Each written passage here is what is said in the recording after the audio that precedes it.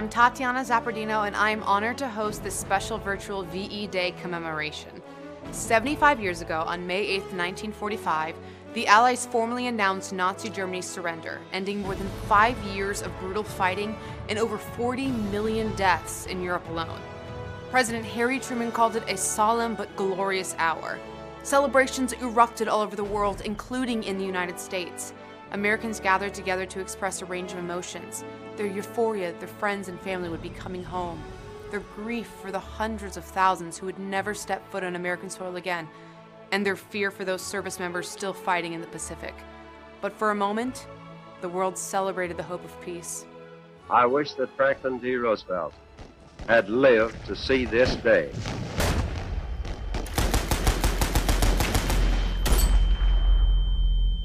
General Eisenhower informs me that the forces of Germany have surrendered to the United Nations.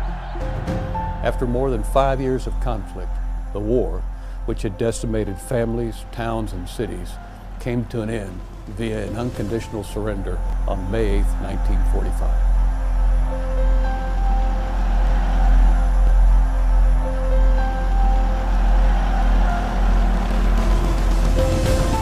The flags of freedom fly all over Europe.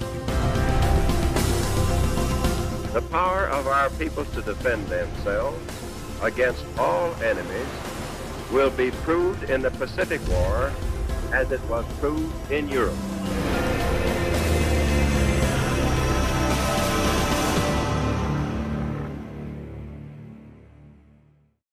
To those watching from home who fought for global peace 75 years ago, whether you wore a uniform, built a plane in a factory, or grew vegetables in your own victory garden, we want to thank you for your sacrifices to our nation.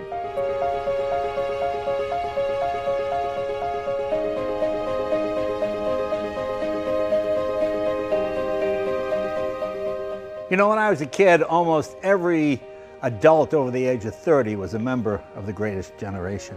In fact, my Uncle John, he was a lifelong Army career guy, and he used to put on the USO shows during World War II. He got stars like Sinatra and Bing Crosby and all those guys to go around. So when I got to do USO shows, it was a huge honor. I got to go to Bagram Air Force Base and Desert Storm and Aviano and all these places. And I learned a lot about the Greatest Generation.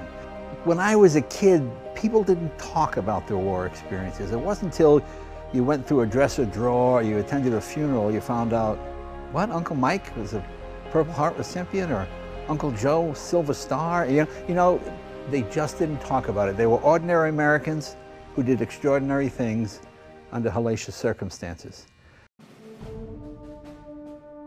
When you think about the young men and women that served during World War II, what they did is they walked away from their homes all across America, from their jobs, their careers, their hopes and dreams, and they decided to serve. They volunteered in the millions to go defend their country abroad from fascism.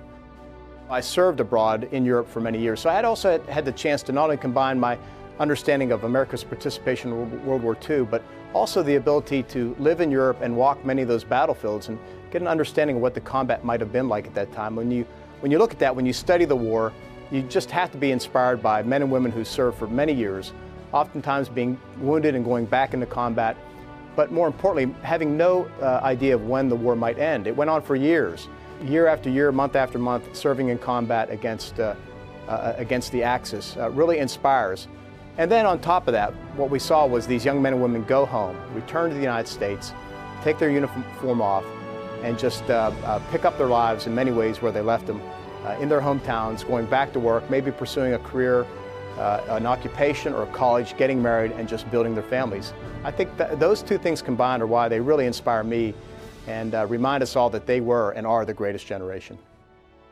Today, people around the world are fighting a different kind of battle, one that cannot be defeated with military units, one that prevents us from joining together to commemorate the 75th anniversary of VE Day. But today's challenges will not stop us from paying tribute to the greatest generation.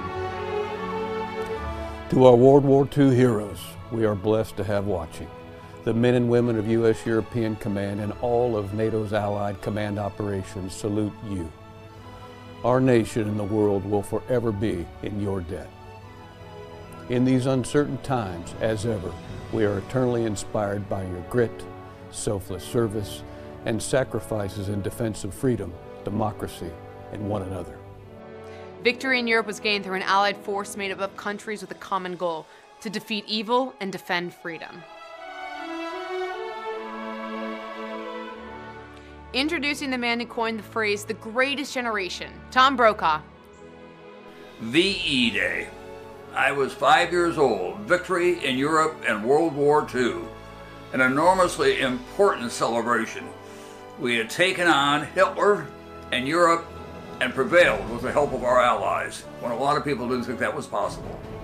So now is the time to remember the glory of VE Day. My dad was a major influence in my decision to join the United States Marine Corps. Seeing my dad in uniform and what it represented, honor, courage, selfless service, inspired me to wear the uniform myself. The most senior officer in the military was also inspired by his mother and father to serve our country. I would now like to introduce the chairman of the Joint Chiefs of Staff, General Mark Milley. Both my parents were part of the greatest generation and proudly served in World War II. My mother served with the Navy at a hospital in Seattle, taking care of the wounded returning from overseas. My father was with the 4th Marine Division. They made the assault landings at Kwajalein, Saipan, Tinian, and Iwo Jima. And although both have passed on, I carry their example of integrity and selfless service as daily inspiration. Since the mid-90s, we've been losing these heroes at the rate of about 1,500 a day. And now we're down to just a handful. But I'm glad we still have that handful here to thank. And we're more fortunate you can hear a lot of them in their own words and pictures by taking a look at this.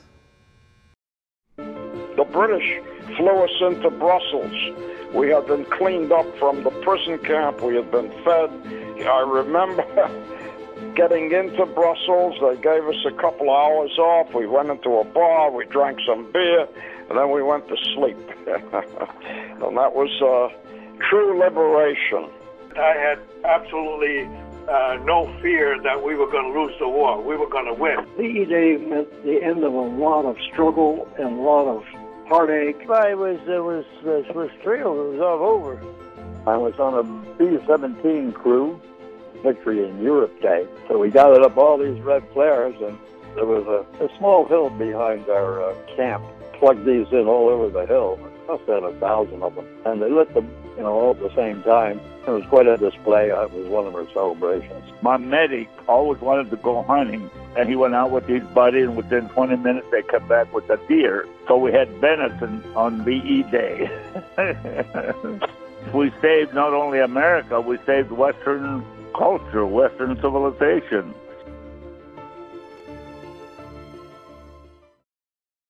World War II veterans have been the subject of countless books, TV shows, and blockbuster movies. If you're lucky enough to have had a veteran in your life, you know why. Their stories of courage, selfless service, and valor continue to inspire the generations that followed them. Take a listen to what made this the greatest generation. Flying for your country is probably the high point of our life.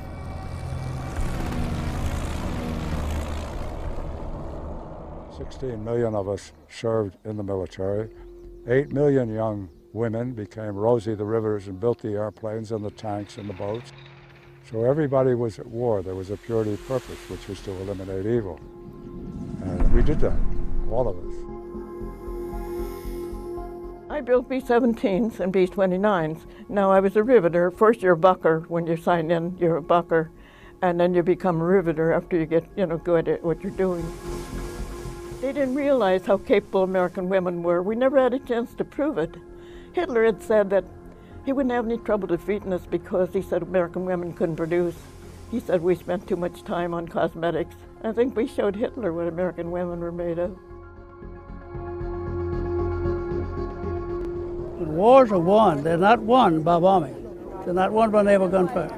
They're won when a grunt moves forward, plants the flag and says, we're in charge. And it's the spirit of that 18-year-old Marine that brought us what we are today. Tuskegee Airmen are black pilots, mechanics, and support people who, when our country declared war against Hitler, came forward and dispelled the biases and generalizations that because of the color of our skin we couldn't support our country in a technical area. Our task was to keep the air clear of German fighters that were destroying many of our bombers. You know, we thought we had enough guns on the B-17s and B-24s to protect them.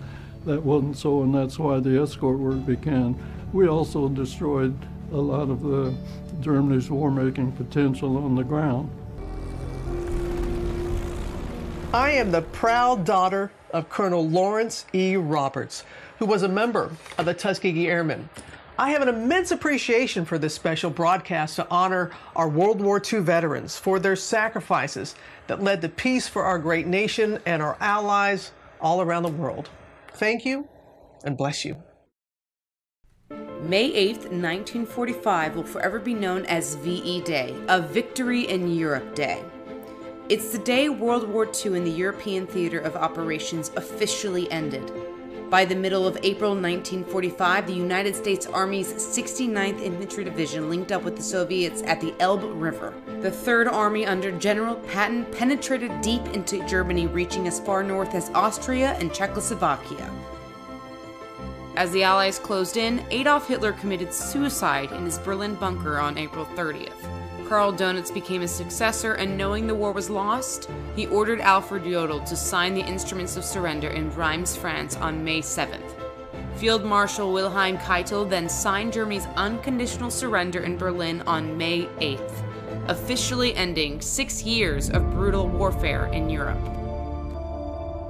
In June of 1944, as my father hit the beach at Saipan with the Marines, his brother was at Normandy on the other side of the world. It's an incredible tale of courage, and it helps to illustrate the scope and scale of the conflict our nation was fighting. Those who stepped forward to serve during World War II, each of them served a cause bigger than themselves. The greatest generation understood that we live in an exceptional country, a country worth defending. And so the message I'd like to pass along to the World War II veterans and their families who are watching right now is very simple. I just simply want to say thank you. Hello, I'm J.D. Crouch, CEO and President of the USO. The USO's mission of strengthening our armed forces by connecting them to family, home, and country began during World War II. During that war, more than 1 million Americans volunteered for the USO. On behalf of all USO employees and our 30,000 volunteers around the globe, we proudly commemorate your service and sacrifice on Victory in Europe Day. Thank you to all the veterans who courageously served during World War II. Like a lot of Americans, I had forefathers who served in World War II, one of whom paid the ultimate price. And I'm very grateful to the veterans who are still with us today for the United States of America that we live in, the land of the free, the home of the brave. Thank you. I wanted to take a moment to say thank you for all of your incredibly selfless and heroic acts of service while defending the liberty of the United States of America against fascism. The world remains in your debt. There's a reason you're called the greatest generation. You set the standard, you set the bar, and a grateful nation hopes we can live up to it. Thank you for your service, and thank you for the victory that you secured 75 years ago. God bless you all and your families.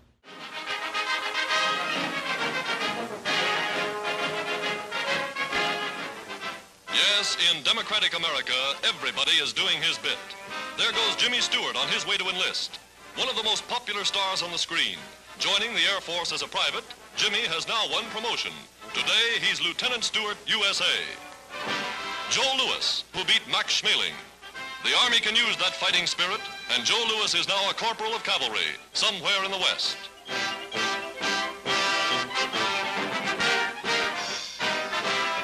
A movie star of modern times is sworn into service. Tyrone Power, hero of many a daring exploit on the silver screens of the world. He'll now play his greatest role as a leatherneck Marine. Franklin Roosevelt Jr. is in uniform. His fellow officer is Douglas Fairbanks Jr., a lieutenant in the Navy. Young Doug, like his famous father, every inch a man, is serving with the fleet. Clark Gable, at 41, renounces his throne as America's most popular film star to join the United States Army Air Force. Enlisting as a private, his ambition to become a crack aerial gunner in the crew of a bomber. This is the people's way of saying, from the home front to the battlefront, from movie stars to sales clerks, America's 130 million citizens are in the war. Enlisted service members are the backbone of the military, both in World War II as well as today. And they have an advocate in the position that didn't exist during World War II. The senior enlisted advisor to the chairman of the Joint Chiefs of Staff, Ramon Colon Lopez. Today and always, we must never forget that our nation has faced many challenges, and our purpose remains the same, to protect our freedom. Just as the greatest generation embodied the love and loyalty for the ideals set forth in our Constitution, we know it is now our turn. The greatest generation did this for our country, and we shall do the same. I salute you and your families, and trust that we will keep the torch burning, and trust that we will keep America free. I just want to give a shout out and a sincere thank you to all the World War II veterans. Your service coming before us allowed us to serve today. Thank you so much. We as a society cannot thank you enough.